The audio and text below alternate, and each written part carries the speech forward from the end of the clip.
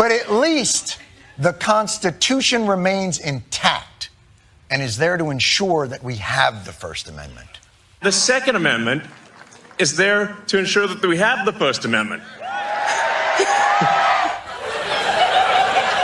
Guns don't protect our free speech. Our free speech is protected by the consent of the governed laid out through the Constitution. It's not based on the threat of violence. It's based on elections, organizing, referendums, a judicial system. Our social contract offers many, many avenues to remedy these issues and allows sides to be heard and adjudicated. Guns, from what I can tell, seem to mostly protect the speech of the people holding the gun. It's a tool of intimidation. Johnny. Oh, boy. Man, did you get that one wrong. All right, look, that is a masterpiece of faulty logic. So I'm going to break it all down for you because as soon as I saw it, I was like, oh, my God, this is terrible. This is a terrible argument. And on its face, it in fact is quite evident how terrible the argument is. For instance, early on in it, he says, guns don't protect our free speech. Less than 1 minute later, he says, and I quote, guns, from what I can tell, seem to mostly protect the speech of the people holding the guns. Yeah, that's the whole point. The people that have the guns are actually able to speak freely because they can defend themselves. Hence why Elon said that the Second Amendment protects the First. Now, I'll grant you, Mr. Stewart, that yes, it is preferable to not have to resort to guns. That is what everybody would like to stay in the land of when you talk about society, when you talk about the social compact. Yeah, once you have a civilization, you try and turn towards the court systems to adjudicate differences of opinion or fights over contract law, property rights. That's all preferable. But if all of that breaks down, which it has throughout human history many, many times, well, that is when you have the final recourse of defense for yourself, your property, et cetera, et cetera. That's exactly why it exists. In fact, that's the entire reason that America exists. We didn't just declare our independence, though we did that as well. We actually had to fight for it. Now, I know we would all like to pretend as if you can just redress your grievances, but when you have a tyrant, that's not really an option now, is it? That's the whole reason that our founders put in the Second Amendment. If it wasn't necessary, they wouldn't have done that. And let's break down some other aspects of this argument because they were all so atrocious, but let's hear from Mr. Stewart once more. Guns don't protect our free speech. Our free speech is protected by the consent of the governed laid out through the Constitution. It's not based on the threat of violence. Well, that's a that's a mistake right off the bat. The whole purpose of the state is essentially to take violence out of the individual level and make it more systemic. I mean, if you're actually being honest about the nature of what the state is, it's saying that we don't like to have this chaotic violence. We want to have regimented violence that is only brought to bear by the state under the parameters by which the governed have allotted them that power. But sometimes that breaks down. At its core, what is the state but the threat of violence? Everything it does is at the threat of violence. So this is just such a Pollyanna-ish perspective on how government works broadly or what the state is itself. It's totally detached from the actual nature of the state. It's based on elections, organizing, referendums, a judicial system. Our social contract offers many, many avenues to remedy these issues and allows sides to be heard and adjudicated.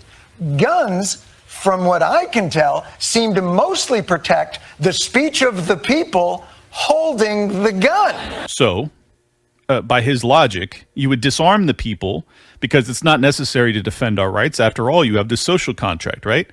But you're going to leave the state with the capacity for violence, with the guns themselves, right? So you're not actually eliminating the threat of violence, you're monopolizing it, and you're offering it to someone other than the people. Now, for someone who advocates on behalf of the little guy, which I will credit Mr. Stewart with, he does that quite often.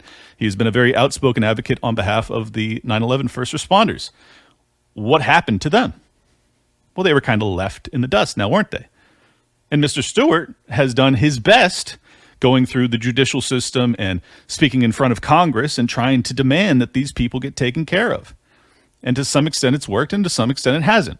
Now, I would not advocate that he then takes up firearms over it. That's not at all what I'm saying, but he has already experienced the darkness within the system itself. He understands the nature of it. He understands that, in fact, the little guy gets stomped by the state. And yet he can't possibly hypothesize a moment at which you would actually require firearms. You can't even theorize about it. No? Really? John?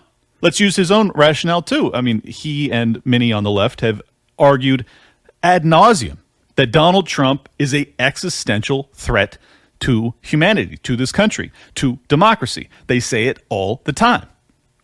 And if he is correct in that assessment, what would you prefer? Would you prefer that Donald Trump then disarms you, Mr. Stewart, or you and your private security guards, and leaves nothing in between you and this fascistic, totalitarian dictator in Donald Trump, as they usually refer to him as? Would you like to have no capacity to defend yourself from the state in that environment? Well, the obvious answer is no. You would love to be able to either defend yourself personally or hire someone to defend yourself. When the aspects of the state that you favor break down, well, then what? Then what do? You just beg? You plead? You protest? You speak out? What if they silence you? What if they kick you off of the internet and the TV and everything else? Oh, but you can still meet in the town square and speak your mind. What if they make that illegal? What if they start to round up people who attempt to protest? Then what? So in fact, at the end of the day, the First Amendment is, at its core, defended by the Second. That's just a fact.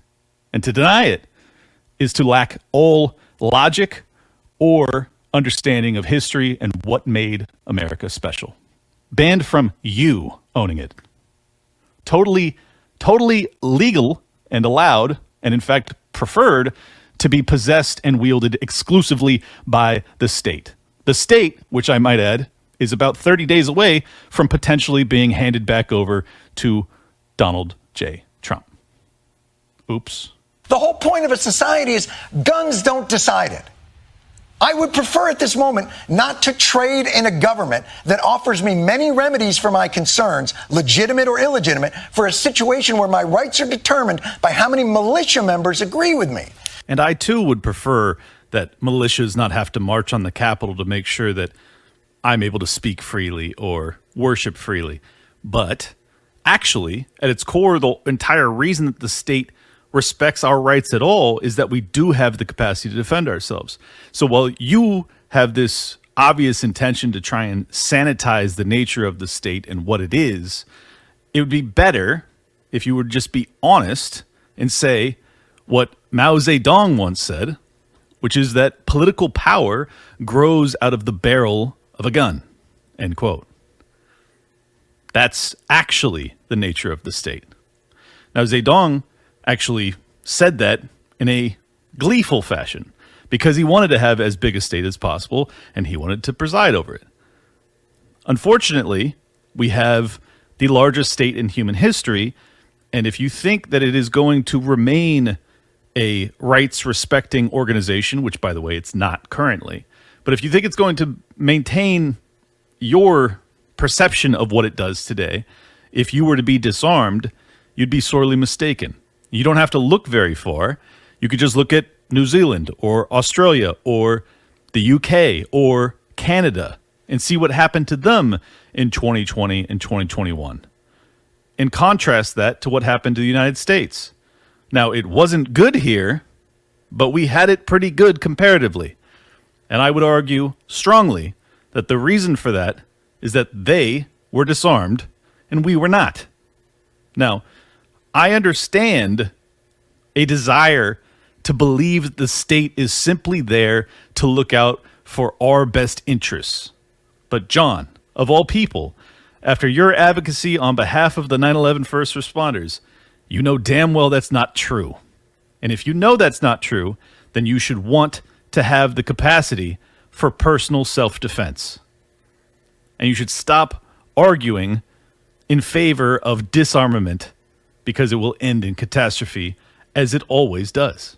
Donald Trump went on Andrew Scholl's show yesterday and dropped an absolute bombshell that I had never heard before, and I wanted to bring to your attention and discuss. We were close to a deal for getting rid of nuclear weapons. It would be so good. For all countries or just Russia? We were talking about Russia, ourselves, and China. Oh, wow. And we would then bring everyone else into it. And so you all strongly, would get rid of your nuclear capabilities? Denuclearize, yes. We were going to get rid Totally of denuclearize. nuclear because it's too powerful. Yeah. It's too much. Now, this is Donald Trump we're talking about, and he has a bit of a track record of embellishing stories or overstating things. So I don't know. I don't know if he's telling the truth entirely, but just to have a former president and potentially future one talking about denuclearization, drawing down the arsenals at a minimum, and doing so with the two other largest nuclear powers on Earth, in China and Russia, gave me a lot of hope. And I'm stunned that he's never brought this up before. So a lot of people are responding to that post that I put out about it, saying, well, he's just lying. And I'm like, I don't know if he's lying. I think there's a decent chance that he's embellishing how close they were to making a deal. But still, I think that it's probably provable whether or not these conversations ever happened. And if it comes out that he was, in fact, just totally making it up, I'll be the first to report back to you guys that that's the case. But I kind of doubt it. I think he probably was having conversations with them about doing so. And the fact that he's interested in doing so, if you've ever read Scott Horton's book, Hotter Than the Sun, then you're already aware that Ronald Reagan, in fact, had similar conversations with, I don't know if it was Yeltsin. I'm not sure which leader of Russia it was at the time, but they were very close to doing the same thing with the USSR. What? Like, that was a very serious conversation, and they actually came very close to doing so. The fact that that is back on the table, particularly given that the current administration in Joe Biden, or really the State Department that's actually running everything, this very provocative, escalatory kind of war footing that our State Department currently has with Russia and with China to a lesser extent. Now the counter offer of like, hey, would you like to go a different direction? Would you like to have a president who's actually talking about denuclearization as opposed to escalation with the largest nuclear power on Earth in Russia? Yeah, I kind of would like that. I'm going to be honest with you. I would prefer that. In fact, I would prefer it tremendously, as Donald Trump might say. It would be a huge step in the right direction. Now, will he succeed? Probably not. Can anyone who wins the presidency actually denuclearize? Probably not. I think that at the end of the day, the military-industrial complex actually runs this country along with the intelligence agencies. So I doubt any president could actually accomplish this. But to have someone who's at least giving lip service to it, who's opening people's eyes to the dangers of nuclear proliferation, is that not a positive? Is that not a step in the right direction? I think it obviously is. Amazing that ever happened, assuming that it did, and amazing that the potential that he could be back in the White House, and maybe there can be more progress made. I genuinely doubt that they would ever, get rid of their nuclear arsenals altogether, because it's always kind of like game theory of it. Well, they got rid of theirs, but we're going to keep two. We're going to hide two away. Just they won't know. So probably unlikely that you could ever get rid of them entirely. But if you actually had an agreement where it said, "Hey, we're going to draw down our nuclear arsenals to, let's say, 5. We can all have 5 monster nukes just to make sure no one gets froggy, and we'll just leave it at that." Would that not be progress from the 6,000 that Russia is sitting on right now, or the thousands that America is sitting on, or the 300 plus that China is sitting on? Yeah, it'd be a huge, huge step in the right direction. So fingers crossed. I rarely get to bring you good news. That was a bit of good news. Now, on the other side of the aisle, we got comedian Eddie Griffin taking Kamala Harris to task. Here's your choices, America. The liar or the crook. I think I might be going with the crook, goddammit. Yeah, the crook. He's got a lot of in him, yo. He got 3 baby mamas, 43 felony cases and counting. Selling high-top tennis shoes just like Michael Jordan. Got shot just like Tupac. The motherfucker gonna drop an album next. We'll be right back. Eddie Griffin was one of my favorite comics back in the day, so I thought we'd have a little. This is going to be a more lighthearted episode. I agree with a lot of what he has to say, man. I do. You got this lying, fraudulent, transparent, just conduit for the regime in Kamala Harris, or you got the crook. Now, I think almost all of the charges against Donald Trump are total nonsense. So I think it's probably unfair to call him a crook. It seems, especially after all the investigations he's been put through, he's probably not much of a crook in that fashion, actually, at all. But I did think it was interesting, Eddie Griffin's take on it, and I wonder if that sentiment is shared more broadly.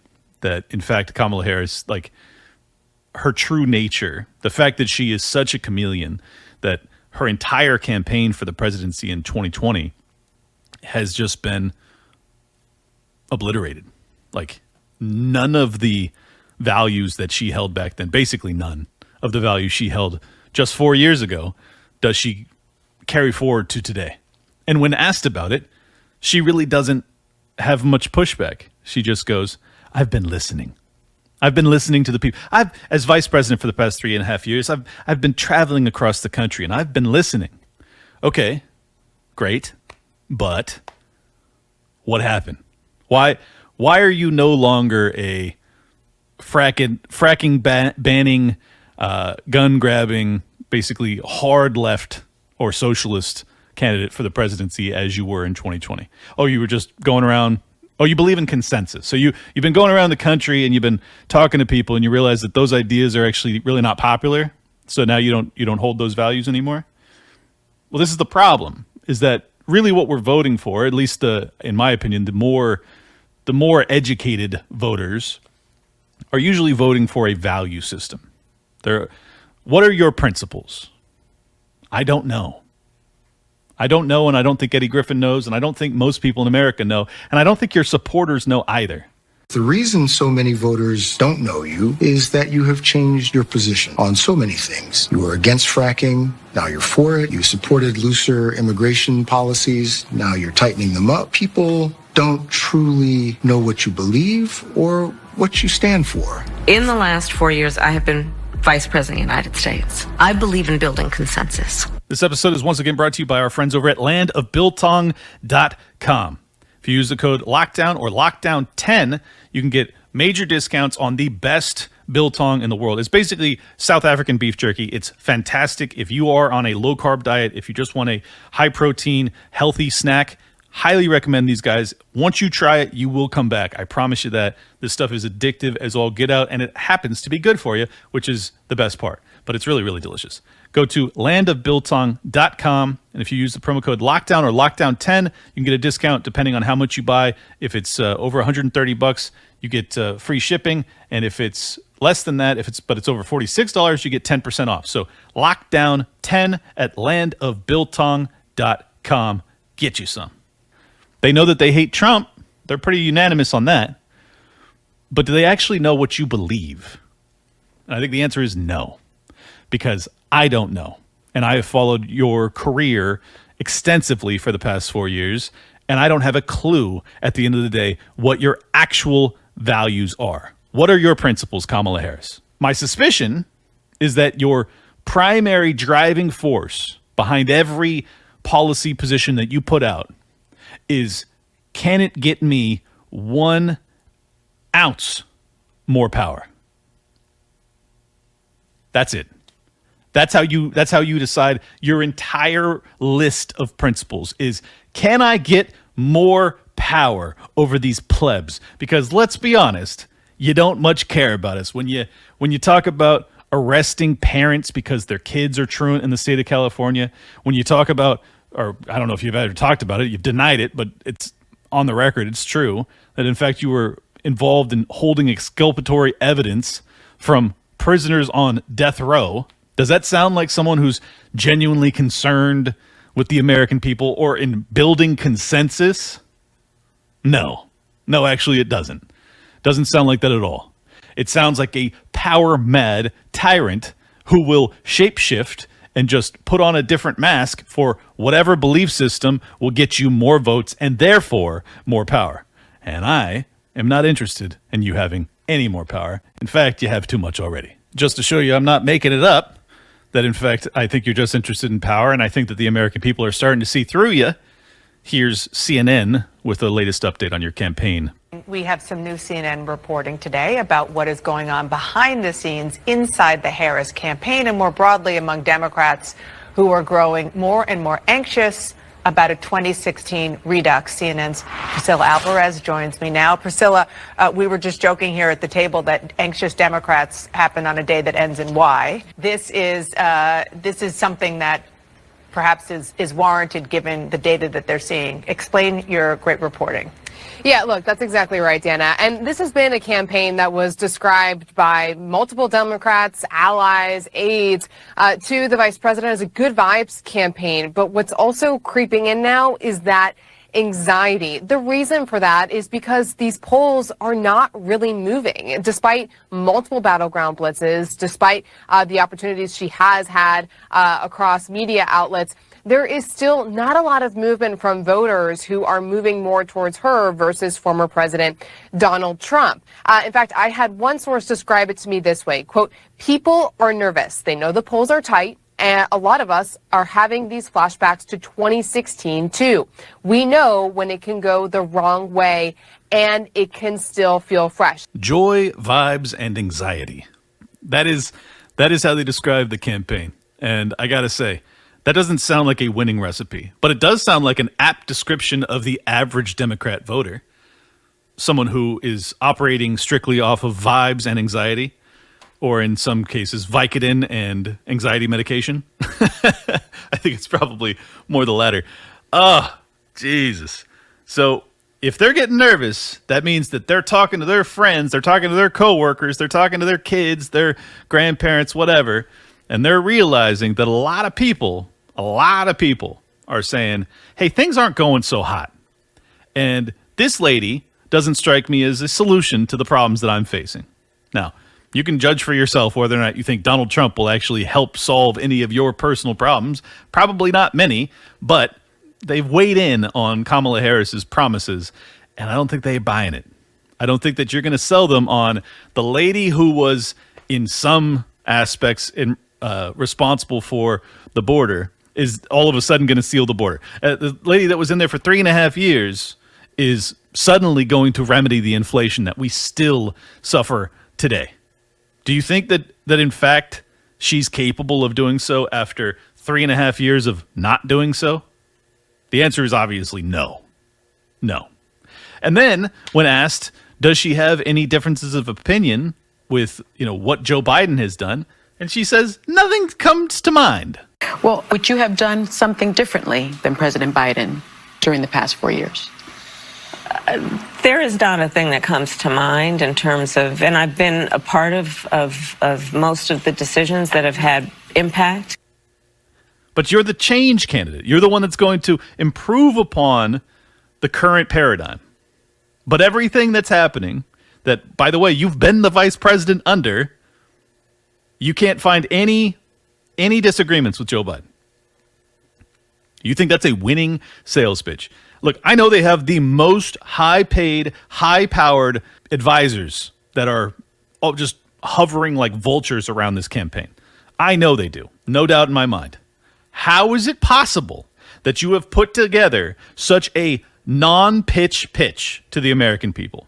That I'm the change candidate, joy, vibes, little anxiety, and also I have no disagreements with Joe Biden. How are you going to do that? How are you going to pull that off? How are you going to find that balancing act? It's so easy. You could either say, look, I'm not going to address any direct policy disagreements that I have with Joe Biden because I'm still serving as the vice president of the United States under him. and I'm not going to undermine the commander-in-chief. That'd be a fine answer. It'd be a better answer than I think everything's going great. But also, I'm going to fix everything that's bad right now. It's like, that's not an answer. For sure, that's not. Or you can say, love Joe Biden. It's been the honor of my life to serve under him as vice president. However, I do have a different vision. And there are a handful of policy positions that I hold that Joe either doesn't or was not able to get passed because of these sons of bitches in Congress, these Republicans that stonewalled us. You can still frame it in that fashion. She's not doing that either. She's just going like, nothing comes to mind. Everything Joe's done, it's been great. Come on. The exit from Afghanistan, that wouldn't have done anything different there? Nothing? The escalations between NATO and Russia, the fact that we're dealing with severe inflation, nothing. There's no policy disagreements. Well, that's a losing pitch because guess what, Kamala? You got put into this slot because after Joe Biden debated Donald Trump all those months ago, the American people were like, "Oh, wow, this guy's a disaster. There's no way that we can actually get him across the finish line. He's got to go." His tenure has not been very fruitful for the American people. You have to differentiate yourself, and she doesn't. She's given the opportunity not once but twice in back-to-back national broadcasts. She's asked by Colbert again, and she says again, no. She's toast. I honestly don't know how, even with fortification, I don't know how they get this lady across the finish line. She seems completely incapable of coming across as a sentient human being, a thoughtful, just normal person. Can't do it. Can't do it. She's doing Call Her Daddy. She's doing Howard Stern. She still comes across as just plastic, like a mannequin, like a deep state mannequin. That's the vibes. That's the joyous feeling I get from you, is that you're not a real person. And in fact, Dave Smith did an episode on this just yesterday saying the same thing. And as I'm watching all of her media appearances, and I'm like, yeah, Dave nailed it. Kamala Harris doesn't exist. I don't know who she is. I don't know what she believes in. And I certainly don't know what she's going to do if given the power of the executive branch. I have no clue. But I'll tell you this much. It doesn't make me joyous. It doesn't make me optimistic. It doesn't make me hopeful. It makes me feel as if all of those viral videos of you saying how we're going to double down on basically censorship, because that's what she's describing when it comes to social media. Yeah, undoubtedly. When you've talked historically about going after guns and banning them, and certainly assault rifles and all that, yeah, I think you'd probably push for that too. You've doubled and tripled down on being extraordinarily antagonistic towards Russia but still backing Israel. But every State Department policy that exists right now, which is not going very hot. I don't know if you've been paying attention, but a quarter of the world's on fire. She's on board with all that. So while I don't know what your actual belief system is, I think that the current paradigm is disastrous and you would perpetuate it. And that's enough for me to say, I hope you lose. Now, this has been a fairly favorable episode towards the Republicans and Donald Trump. I do have a bit of a critique for Mr. Trump here. But this is what you've been waiting for, because today I am also announcing that as part of our tax cuts, we will make interest on car loans fully deductible. So we're going to make it fully deductible, the interest payments. That's going to revolutionize your industry. This will stimulate massive domestic auto production and make car ownership dramatically more affordable for millions and millions of working American families. This is a phenomenal thing, if I do say so myself. Now, you're probably thinking to yourself, Clint, he's talking about a tax deduction. How could you possibly oppose that? Well, you're right. I don't oppose any reduction in taxes. And so, fine. Yeah, give it to us, whatever. But let's be honest, as someone who was a real estate specialist for many decades, mortgage interest tax deduction, it incentivizes borrowing. It incentivizes debt. Now, let me explain why, for those that aren't familiar with it. Basically, the way it works is that years ago, they made it so that you could deduct any interest payments made on a mortgage for a house. They did so for the same exact reason that Donald Trump is detailing there. They wanted to incentivize homeownership. They wanted to make it, quote unquote, more affordable.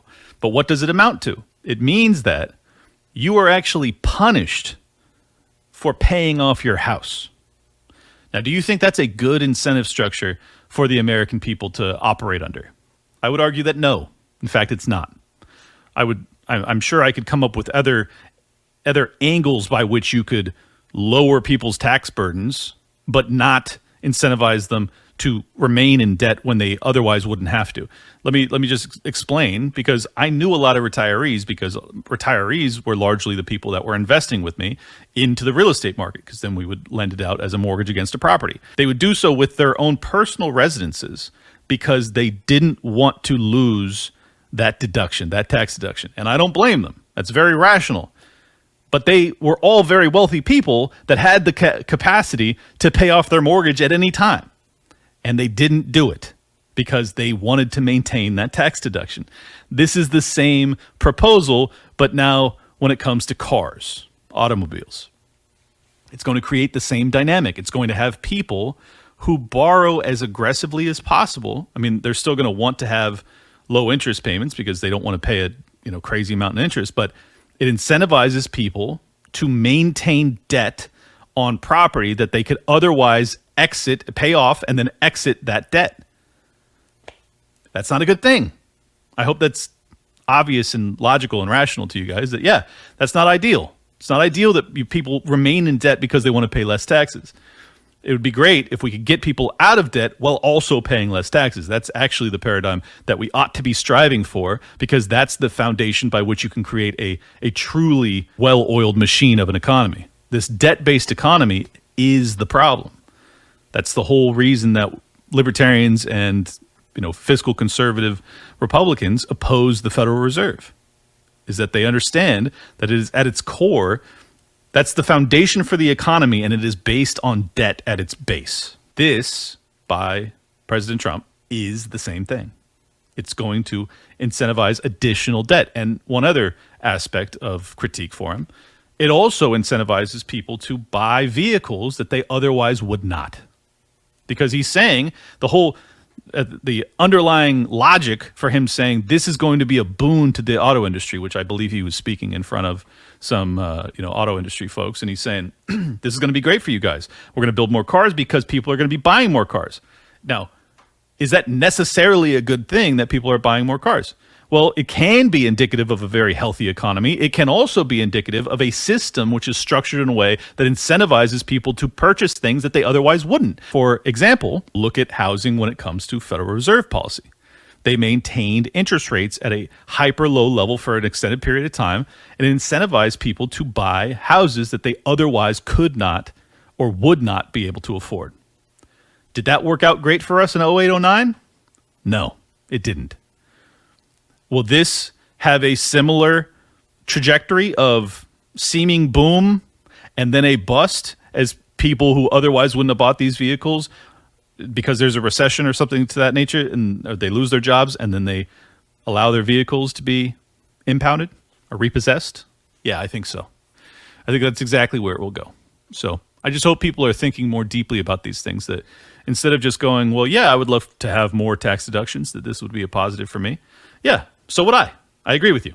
However, not ideal when it comes to how you actually formulate a economy or a legal system or a tax system. Obviously, the best tax system would be no tax system. Today's episode of Liberty Lockdown is once again brought to you by our friends over at Monetary Metals. Unlock a 12% return on silver. Are you ready to start building wealth by putting your precious metals to work? Silver isn't just a precious metal, it's a tangible asset and a great way to diversify any investment portfolio. And with Monetary Metals, you don't just own physical silver, you own silver that works for you to generate more silver, growing your total ounces over time. How cool is that? Right now, you can earn 12% annual interest on silver paid in silver in their latest offering if you're an accredited investor. Click the link in the description or head to monetary-metals.com/lockdown to learn more.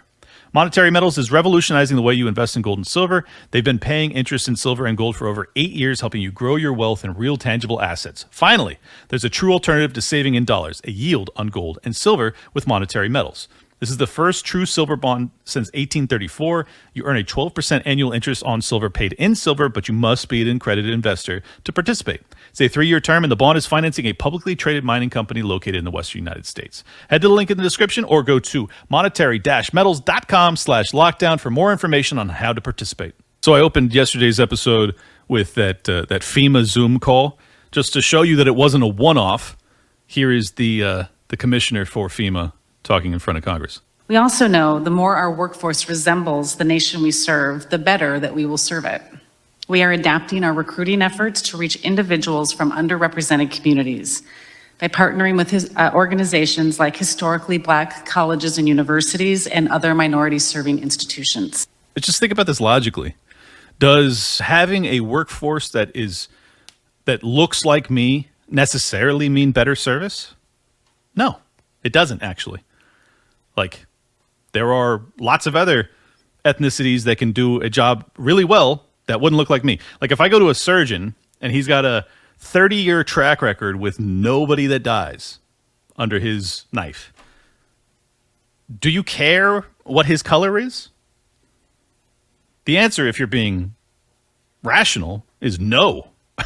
It shouldn't care at all. And if you have a guy who doesn't look like me, who's got a record like that, and then you have a guy that looks like me who's had 10 people in the past 12 months die on the operating table, and you go, well, thanks to Deanna Criswell, the FEMA coordinator, you have to get surgery from this guy. But he looks like you, so it's going to be better. No, actually, that's not true. So, like, I just wanted to give an analogy because I think sometimes the platitudes of wokeness sound really good, except for when you actually think about it for 10 seconds and you go, oh, that's fucking stupid. Oh, that's super fucking dumb, actually.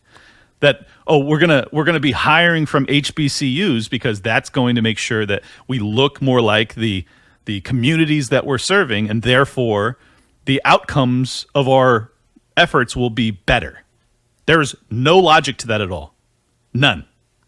Zero. Now, there are undoubtedly some great candidates from HBCUs that would do a fantastic job working for FEMA, though if they're actually that skilled, I'd rather them be in the free market, not working for the state, because I'm sure they could do a lot better for that community. But man, this is the DEI ESG framework that I've been warning you about for years. Stay on top of it. I know it can get exhausting to just hear about it all the time, and that's why I don't talk about it too often, but I want you to see examples of it, so when you see it in the wild, you could actually address it on your own and go, I know exactly what this is. This is not a good thing. We need to push back against that, and hopefully it'll work. We'll see. Got an update from Rand Paul. He says that Fauci met with Ralph Barrick of UNC Chapel Hill in February of 2020 to discuss gain of function. He knew by January that Barrick and EcoHealth Alliance were doing risky COVID research at Wuhan Institute of Virology with NIH funds, which, by the way, those funds are authorized by Anthony Fauci himself. That's me saying this, not Rand. But Rand continues. He says, he lied to Congress. We need real protection against the next pandemic.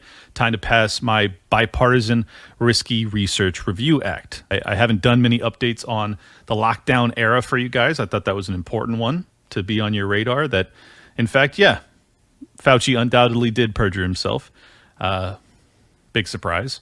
Will the GOP actually do anything to hold him to account? Not holding my breath, but just wanted you guys to know that you're not crazy, that the things that we've been talking about for the past 4 years, yeah, we were right, and we've been lied to and abused terribly.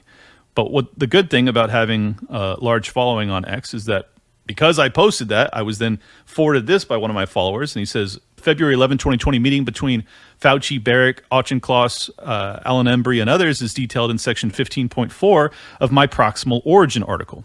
Fauci and Barrick had a meeting in the presence of Fauci's right arm, Auchincloss, and of Alan Embry of NIAID, head of the respiratory disease branch, plus other representatives of both the extramural and intramural programs of NIH. A description of the meeting was given by Barrick in his House interview. Fauci was present for only 5 to 10 minutes, and the focus was on the regulatory compliance for the work done in the Barrick Shi Zhang Li, that's the bat lady, Chimera paper of 2015, and more generally for that kind of research. That paper, a SARS-like cluster of circulating bat coronaviruses shows potential for human emergence, was the one that Fauci had asked Auchincloss to review quickly before the Farrar call. That's Jeremy Farrar. It was also the paper that Anderson had noticed and the first one mentioned in the presentation that he prepared for the call. Do you recall specifically while he was there what you discussed? Ultimately, the goal of the meeting, to my recollection, was primarily focused on the 2015 paper that we published in Nature Medicine that basically, in my opinion, warned the world that there were viruses that existed in nature that could threaten human health. And so the first thing they wanted to do was talk about that paper, and then they wanted to talk about the P3CO regulatory compliance that was associated with that. So we talked about that, and then we talked about the specific experiments that were done. The first of which we compared the growth of this isolate to the parental virus that we introduced the spike gene into, and it replicated the same. So from our perspective, in terms of P3CO, that's not called gain of function, that's called retention of function, right? So that's kind of the whole context. That's kind of, and Fauci left in the early stages of the discussion, right? Because that took about 25 to 30 minutes. I don't know how long it took, probably damn long, probably. As Barrick alluded to in his interview, that meeting felt damn long. His gloomy feeling was also confirmed in a Slack message from Matthew Friesman. I joked about his link to the Wuhan Institute of Virology. He wasn't amused. Oh my God. So why do I bring all this up? Well, the reason I bring it up is because Anthony Fauci, as the head of NIH, he had the capacity to authorize that funding for that research. He had authorized that funding for that research.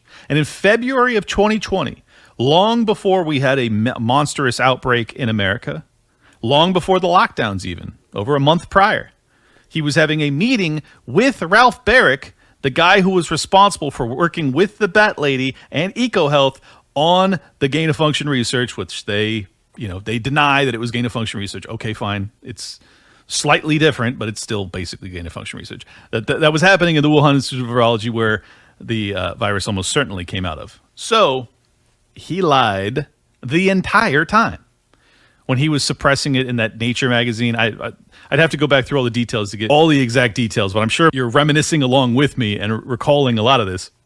So yeah, Fauci lied from day one. And in fact, it is my opinion, and I think it's a well-founded one, that in fact Fauci knew from way early on, maybe even at that meeting, maybe even prior, that this virus, this pandemic that we were dealing with, was a consequence of research which he had funded, and then he was tasked with ameliorating it, with fixing the situation that was created by the funding of the research that he had authorized himself? Do you not see a catastrophic conflict of interest in that? Well, the answer is yeah, almost certainly that was well known. And in fact, that's why he was tasked with the protocols for lockdowns and everything else, the pandemic response team, all of it, is that Fauci knew that his ass was on the line if the truth came out. Therefore, let's put this guy in charge of propagandizing the American people on how to handle it, how to handle the pandemic and the lockdowns and everything else, because he will do a great job because he knows he is going to get strung up if the truth comes out. And now, 4 years later, after everyone has had, mental breakdowns over this lockdown era, I think most people are just too exhausted to even continue to push to get justice. I would encourage you to not be too exhausted to push for justice. And that includes Trump supporters out there, particularly if Trump gets back in. RFK Jr. is the guy that knows this better than I do by a large margin, that could actually seek justice in this arena. Am I deluded to believe that's a possibility? Yeah, probably. But it's our only hope of actually getting these people brought to justice. We'll see what happens. This is the lawfare coordinator, Norm Eisen, in December 2019, asking the Trump impeachment witnesses if Trump should be impeached for high crimes and misdemeanors over Ukraine. And the second part of the clip is Norm Eisen admitting on November 9th, 2020, so just a little bit less than a year later, that the impeachment was to pre-bunk Joe Biden's corruption before the 2020 election. Amazing. On the evidence they considered and the findings in the Intelligence Committee report that the president solicited the interference of a foreign government, Ukraine, in the 2020 U.S. presidential election. Professor Feldman, did President Trump commit the impeachable high crime and misdemeanor of abuse of power based on that evidence and those findings? Based on that evidence and those findings, the president did commit an impeachable abuse of office. Professor Carlin, same question. Same answer. And Professor Gerhardt, did President Trump commit the impeachable high crime and misdemeanor of abuse of power? We three are unanimous. Yes. All this horrible nonsense and still continuing with Hunter Biden and this fake dossier. There was no rule forbidding Hunter Biden from working for that company. It's not against the law. It's not against the rules. Many adult family members do that kind of thing. And we managed to, I think, draw the sting. I'm afraid we would have had a repetition of the October surprise right down to the fake documents if that had not been thoroughly ventilated. So that was not in a partisan way, but for the sake of our country, impeachment was an inoculation against disinformation. Impeachment was an inoculation against disinformation.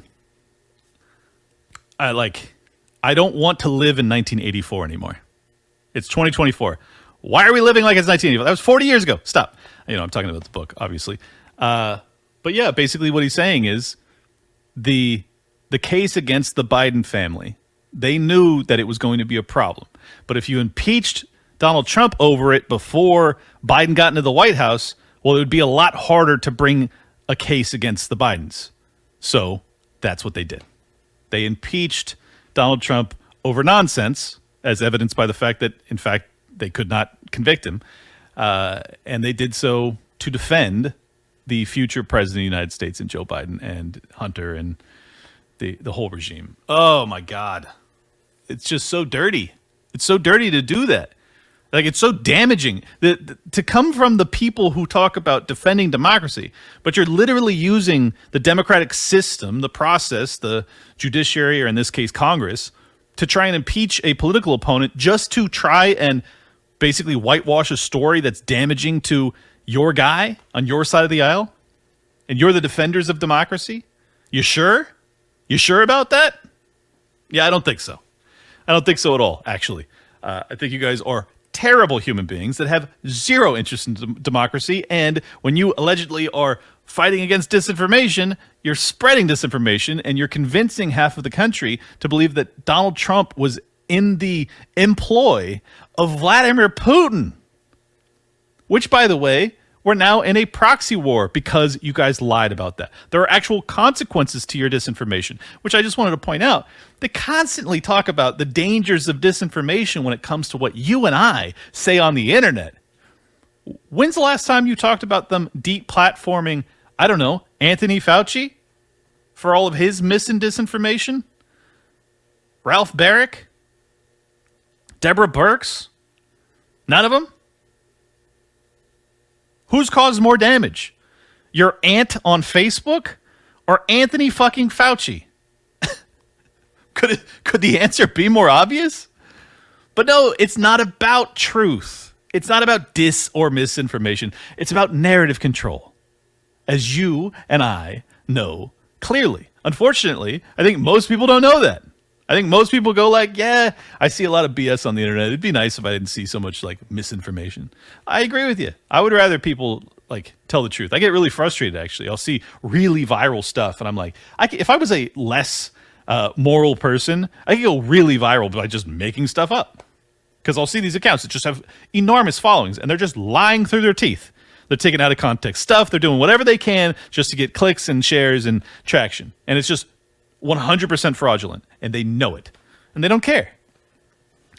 But guess what? The upside of allowing that to continue is far greater than the downside of asking the state of all people to try and stop it. couldn't be more lopsided risk reward scenario. So just learn how to freaking see through clickbait nonsense. That's the only answer to this. I know everyone would like to have a state-based, one-size-fit-all bandage to remedy it. Nah, not in this case. You're going to actually have to learn how to suss out the truth. It's tough, but you can do it. I have faith. I was a huge fan of Jon Stewart, and I will have undying appreciation for Jon Stewart for his coverage of Ron Paul being buried by the media in 2008, maybe it was 12. I think it was 08. And he continuously demonstrated that even though he was coming in first or second in every straw poll, that they were just skipping over him. They were just saying, like, it was like, here, who came in first, third, and fourth? And it'd be like, who came in second? And they would just black out Ron Paul's name. It wouldn't even be there. That was the Jon Stewart that earned my respect. Here's the issue, John. If you're going to defend Ron Paul, I think it would behoove you to listen to him when he talks about the Bill of Rights and the Constitution. Because it ain't a social contract that keeps us free, contrary to your protestations. It is not just the words on the parchment. It is the actionable enforcement mechanism that supports that document that has made it as valuable as it has been for over 200 years. And yes, sometimes the judicial system will step in to defend it. More often than not, it seems that the judicial system is stepping in to undermine it. But at its core, the reason that we remain free is not the words, but in fact, the weapons. And that's an uncomfortable reality that I think that most Democrats don't like to acknowledge, which is fascinating because they are the first to acknowledge when it comes to war, when it comes to the police stopping crimes or whatever. Well, not all of them, but I'm talking about the moderates, the Jon Stewarts of the world, that they go, yeah, thank God there was a good guy with a gun there. Well, guess what? You can be a good guy with a gun and not be in the employ of the state. In fact, I would argue that the vast majority of good guys with guns are those that don't work for the state at all. So you might want to think about that the next time you're going up on Capitol Hill to argue in favor of these hundreds of first responders that have died from cancer or whatever else they've suffered for the past 20 years. Saying, can these guys get their health care covered as they were working in the employ of the state when they were damaged so severely? If you can see the rationale in stepping up and using your voice to help those men, you ought to be able to understand why those men ought to be able to arm themselves. It's obvious. I know you can see the logic, and let me just say, you'll never see this, but just let me say, I would love to have you on the show, and I would love to talk this through. So if you'd ever have any interest, Mr. Stewart, as a longtime fan of yours who finds the current iteration of your show to be lacking in the same brilliance that you once demonstrated, well, you are welcome anytime. If you guys would like to see that, tag him on social media. I'm just kidding. If you could hit the like button, subscribe, share it around. Got some good news for you. I have notified Luke, my co-host over on the Best Political Show, that until Rumble actually signs me, I'm going to only be doing one show of BPS per week. That's Best Political Show. And I'm going to be doing 3 to 4 or more episodes of Liberty Lockdown per week. I think that it makes the most sense. Like I've totally been negligent in putting out content on this channel because I've dedicated so much of my life to the other one. So if you guys enjoy what I do here, please do share it around, subscribe, do whatever you can to help boost the signal, because I still don't get very favorable treatment from the algorithm, but I think I will start to get treated better if I do more content over here. I think doing 1 or 2 episodes per week just ain't enough, and I plan to deliver more. So I hope you enjoy it, and I am forever in your debt for the support you guys have offered me over the past 4 years, and it's only going to get better from here. If you'd like to support my work, as always, at Liberty Lockpod on X, you can subscribe there, and I'll follow you back. I love to support the people that are supporting my work. It's only $5 a month. Easiest way to support me is to subscribe there. Again, at Liberty Lockpod on X, and I'll see you guys in a couple days. Right here. Peace. Welcome to Liberty Lockdown. Please scan your barcode. Your liberty ain't gone, but yeah, it's on hold. Where did it come from and where did it go?